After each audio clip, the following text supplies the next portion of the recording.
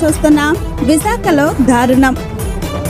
24 గంటలలో డెలివరీ కావలసిన భార్యను గొంతు నులిపి చంపేసిన భర్త.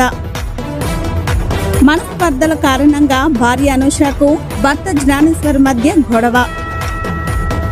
2 ఏళ్ల క్రితం వివాహం చేసుకున్న అనుష జ్ఞానేశ్వర్ పిఎంపాలెం వడపాలెంలో నివాసం ఉంటున్న భార్య భర్తలు.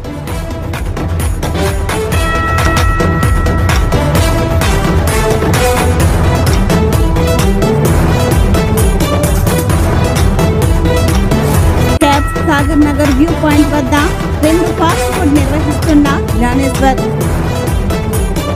ఈ రోజు ఉదయం అనుషకు ఆరోగ్యం బాగోలేదంటూ స్నేహితులకు సమాచారం ఇచ్చిన భర్త జ్ఞానేశ్వర్ వేగత జీవిగా ఉన్న అనుషను ఆసుపత్రికి తీసుకెళ్లిన బంధువులు, స్నేహితులు.